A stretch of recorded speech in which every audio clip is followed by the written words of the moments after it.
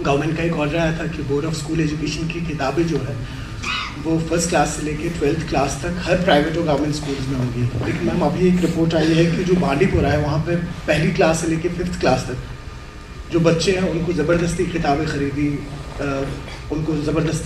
खरीदनी पड़ रही है स्कूल से, तो इस पर क्या करेंगे? लेकिन उमर साहब, आपको पता है नामसाइद हालात में अगर यहाँ किसी ने इस फ्रेटर्निटी को जिंदा रखा है वो प्रिंट मीडिया है, क्योंकि उन दिनों इलेक्ट्रॉनिक मीडिया था नहीं। हमने क्या क्या उन दिनों सहा है और कितने जो हमारे जर्नलिस्ट जो अजीज़ थे वो बेचारे शहीद हो गए।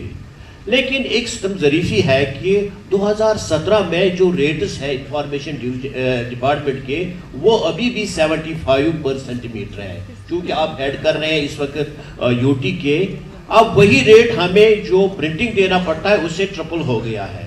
इस पर आप ज़रा देखिएगा, क्योंकि बाहर हम ये सब भी जो प्रिंट मीडिया वाले इन्होंने मुझे कहा कि आप ये सवाल उठाए। और दूसरी बात जो सवाल है, क्या आप 2009 और 2015 के बीच में जो आप वज़ीर आला थे उसमें और इसमें आप क्या फ़र्क समझते हैं? जो कि हमारा फ़र्ज़ भी बनता है। हमने पहले दिन से कहा है कि लोगों की चुनी हुई हुकूमत है और हम चाहते हैं कि लोगों के साथ एक तालमेल बना रहे, हम अपनी बात लोगों तक पहुंचाएं और लोगों की बात जो है हम तक पहुंचे। और इसके लिए सबसे बड़ा और सबसे अहम जो ज़रिया है वो मीडिया है। और इसलिए आज का ये जो ये प्रेस इंटरेक्शन जो है इसका आगाज़ किया गया। कोशिश की जाएगी जब आपके सवाल आएंगे तो as honestly as possible we will answer them। हमें अब हुकूमत में आए हुए में फ़र्क क्या है, बाल और ज़्यादा सफ़ेद हो गए, बुढ़ापे की तरफ अब तेज़ी से बढ़ रहा हूँ।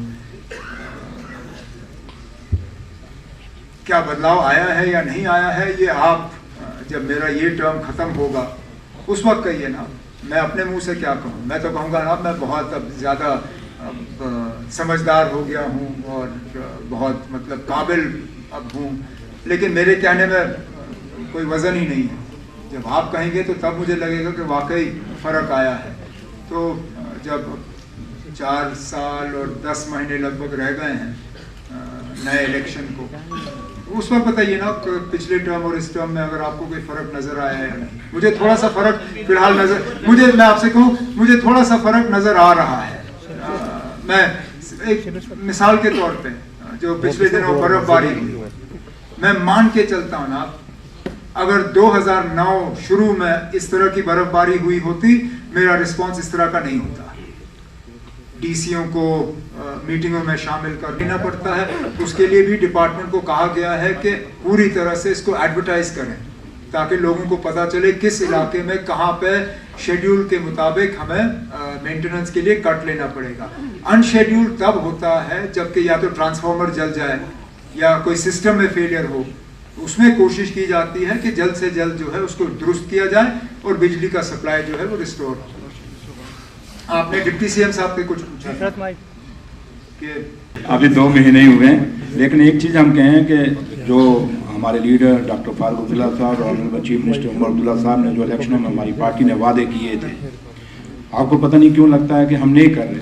पहली कैबिनेट मीटिंग हुई, हमने पहला ही रेजोल्यूशन वहाँ पे पास किया और कहा कि हमें स्टेट का दर्जा दोबारा दिया जाए, वापस हमारी खोई हुई इज्जत हमें बहाल की जाए।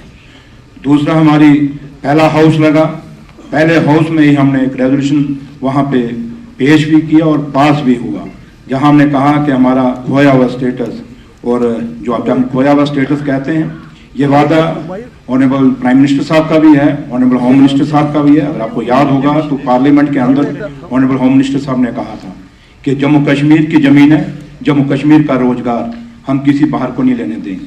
हम उसी बात को फिर उनको याद करा, इसलिए उन्होंने भी इलेक्शनों में कहा था, अगर आपको याद होगा, ऑनरेबल प्राइम मिनिस्टर साहब जब जम्मू आए तो उस रैली में उन्होंने कहा था कि जम्मू कश्मीर जैसे ही इलेक्शन खत्म होगा हम आपको आपका जो स्टेट का दर्जा दोबारा बहाल करेंगे।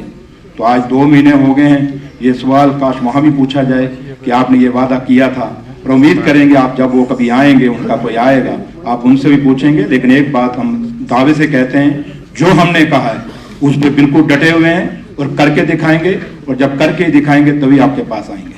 Thank you. कहीं कहीं हमारी नोटिस में आया हुआ है, क्योंकि किताबें जो है, टेक्स्ट बुक्स जो है वो अवेलेबल होंगी जनवरी एंडिंग तक, सारी जो भी बुक्स हैं।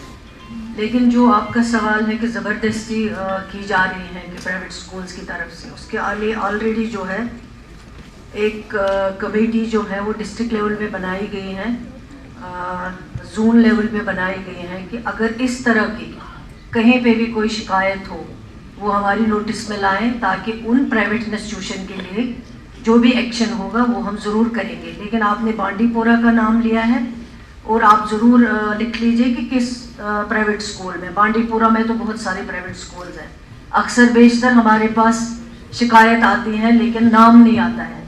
मैं आपके ज़रिए यहाँ गुजारिश करना चाहती हूँ, नाम ज़रूर लाइए स्कूल का, ताकि हम उस स्कूल के ख़िलाफ़ जो है कार्रवाई कर सकें और बाकी जो है वो उस चीज़